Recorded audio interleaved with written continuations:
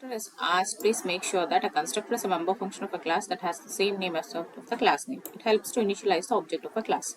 So this is enough from the constructor perspective, and destructor is often given with a tilde symbol. Okay, so it is also a member function of a class, and it is having the same name as that of the class name. That is the same thing, and it is preceded with tilde symbol or an operator. Okay, and this is used to initialize the object of a class, and this is used to deallocate the memory that is being allotted for an object.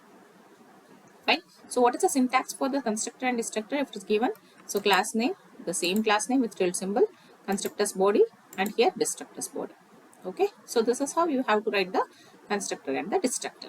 And any programming example, if we are given with any programming example for constructor and destructor, then you can just write a rectangle class. If it is any, fine. I am specifying if it's any of the example. Okay. So then class rectangle, we know public. We will write it as a public. Access specifier, float, length and breadth. So declaration of the default constructor of the rectangle class. So this is a constructor which is having the same name as that of the class name. You can just have recognition here, right? So rectangle is a class name that we have here, and this rectangle is having the same name as that of this one, right? So the next thing is inside the constructor. So I'll just have length is equal to 2 and breadth is equal to 4, and I'll close this particular constructor. Fine. So which is used to initialize the particular object space. Declaration of the destructor of a rectangle class, how it will happen? It is public. Again public. Public is nothing but access specifier and with tilde symbol and the same name as that of the class. So this actually comes inside the destructor. That is, it will destroy that particular space allocated for that particular object. Fine. So suppose, see this, if it's given only for any of the example, you can write this example and you can leave. Suppose if it is for student class, if it is like generic, if it is not generic, and if it is for student class, if they ask you to write the constructor and destructor for the student class, so in that matter, what you will do? Write the student class, make name, address. So add stands for address here, and roll number and zip code, anything. You can make those things as private. And public means student constructor and student destructor, and you can read and you can display. So these are the 4 member functions that we have. 4 member functions we have made public, and private means the name, roll number, address, zip code, all these things I have made it as private. Name I have made it as character because it will be in terms of A, B, C, D, E, F, G, S alphabets. Address also I have made it as character itself because we will just enter the area. So I can just give it as address also as character. Fine. And roll number I can enter it as 1, 4, 3, 5, 6, 7, 8. Fine. So I can enter it as 1, 2, 3, 4, 5, 6, 7, 8, anything for that matter, right? So the next thing is zip code. So I can enter it as 570017 or 570002. I can enter it as 5600, something like that, right? So that is also an integer. So I am giving the name as character with 20 characters permitted, and address also as character with 20 characters permitted. So this is a size. This is a size, how much you can give, how much characters you can give. That indicates your array, as we have learned in the other chapter. Fine. So this is the size that it is going to have. So the next thing is roll number and the zip, which belongs to the integer itself. So the next one is constructor, that is which is having the same name as that of the class, and destructor which is having the same name as that of the class, and the next one is read, and the next one is display. So this read and display is nothing but the member functions. Fine. So then I'll just close the class with a semicolon. See, I have added a semicolon here. Next, I will call the constructor outside the class. Whenever you have to call something outside the class, what is the rule that you have to follow? It is with the scope resolution operator, that is 4 dots, as we have seen. Fine, this is a class name and this is a constructor name with open and close parenthesis. Open the bracket, student class constructor called, that is allocation is done. Close the bracket. Next, again void student. I'll call one more method. I'll call one more function, that is the read. So this read is a function here. This read is a function here. So I'll call it. I am calling outside the class. Fine. So there I'll enter the student name. You can enter it as name. See, in name it will take the name. Enter the student roll number. You can enter it as roll number. It will take the roll number. Enter the student address. You can enter it as address. Enter the student zip code. You can enter it as zip code. Fine.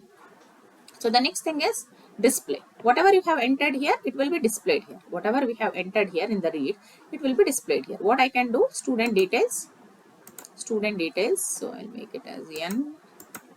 Okay, student details. What is the name of the student? Pass the name, roll number, whatever you are giving here. So I'll just highlight with a different color so that you will be able to see it in a fine. So see, roll number, address, I am giving it as address. Whatever the input that you are giving, the output will be printed in the same similar manner. Okay, fine. Name, role, address, fine. So student name is, so this will be the name since you have entered the name there, and role. If you have given roll number there, you have to give roll number only here. If you have entered only roll there, you have to give only roll here. Fine. And this is add, that is nothing but address. So add is nothing but address. Don't get confused, okay? And zip. So the next one is, since I have created, see, I have called two methods here. One is read and one is display. Then after reading and displaying the contents, then I feel like I have to delete the particular space that is being allotted for the constructor. So for that, what I'll do, I'll again add this as student, that is a class name, then destructor. How you specify it as a destructor? See, there's a tilde symbol here. Okay, I'll highlight it with a different color. Say this is a tilde symbol along with the same name as that of the class. Student class destructor is called. What exactly happens here? Student yes. So yes dot read, yes dot display. So when s dot read is called, all these things will be read. S dot display, all these things will be displayed. Before the student class constructor called. Student yes means obviously the default constructor, that is nothing but the student class constructor. Where is the student class constructor? So here it is. So it will be called first. Whatever is there inside the student class constructor, it will be displayed. And the next thing is, after that, I'll just go ahead with s dot read with the same object that was being created there. S dot read and s dot display. Then what happens after s dot display? Then it will go to the next part of the code, which actually it will delete the particular object that was created, that is using destructor. So that is how. See, in student details, whatever I have entered, see, this you can enter however you want. Rajesh 1234 Bangalore 560001, and same thing whatever you have added here, the same thing whatever you have added here is being displayed here in the student details in the display. Fine. Then the student class destructor is called. Fine. So then the student class destructor is called. So then comes your types of constructors here. Which are the types of constructors? So one was default constructor. Just add a rectangle class here. Your class name is rectangle. Just add the same thing here. Give the length value, default length and default width value. That's it. A rectangle is created with default dimensions inside the public. Fine. Because within the class you can just have it. Parameterized constructor. Double L and W. Assign the L value to length and W value to width. And a rectangle is created with length and width. Dummy constructor, you can just pass any dummy values. A dummy rectangle is created, just a cout. That's it. Okay. Then copy constructor, just have a copy of the particular constructor class called as rectangle, and it will be constant. It will be declared as constant to maintain the constant values. So here other dot length and other dot width, which stores the values of the constructor. So this is rectangle is created by copying the another rectangle. So const, you can declare it as const and ampersand of other. Using other, you can just access the length and width. So it copies the particular constructor. Fine. So here my rectangle default constructor, my rectangle parameter, I will pass the parameter values here. Dummy constructor, that is 0 value. It is simply created as a dummy constructor. Copied rectangle. So my copied rectangle is equal to my rectangle default. So my rectangle default is nothing but whatever the things that you have as a default. Fine, that will be passed to the my copied rectangle. Fine, so these are the objects that are being created basically with the names. Fine. So the next thing that you have is the constructor with the default arguments. So for the constructor with the default arguments that need to be passed, I am just taking the example of a class student here. Fine. So private, integer roll number, integer marks. Fine. So roll number and marks I have taken. Then I will call a constructor of student, and I will initialize it to 0, marks and roll number.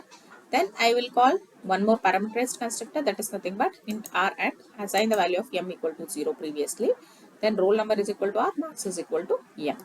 Show the data, roll number and marks. Fine. So what I'll do here, so I'm just passing the parameters here. Student s1 will be there. So s1 dot show data. When I just call s1 dot show data, it will go and point here, and whatever is there, it will get printed here. Fine. So the next thing is s2 of 3. See, I am passing a parameter value here. Here I have not passed any parameter value. So it will print it as 0 and 0 itself, because my roll number is 0 and marks is also 0. Whereas for s2, it is one parameter I am passing, s2 of 3. So what exactly it does? Roll number. So roll number, it will take it as 3, and marks, obviously m, it will take it as 0, because the default value was passed as 0, and I am only taking only one value here, only one parameter value. So h2 dot show data, and another one constructor I am creating, s3, where I will pass both the parameter values, that is objects, as arguments, right? So 5 and 98. So those things will be displayed here. So where you will just pass in this arguments here, that is 3 or 5, 98, etc. Fine. So that is how you will be having a constructor with a default argument. This is a constructor with the default arguments that you have, with the parameters that you have. Okay, default arguments will be set here. Fine. So these are the three things based upon the constructors and the destructors that we have gone through. Okay, all of you can have these three things for the constructors and destructors. One is what is constructor, destructor, and how to write a program for that, and types of constructors. So another one another one constructor is there that we have studied. Fine. So these are only 3 or 4 types of constructors. So along with that, we have to study one more constructors. Fine. And the other one is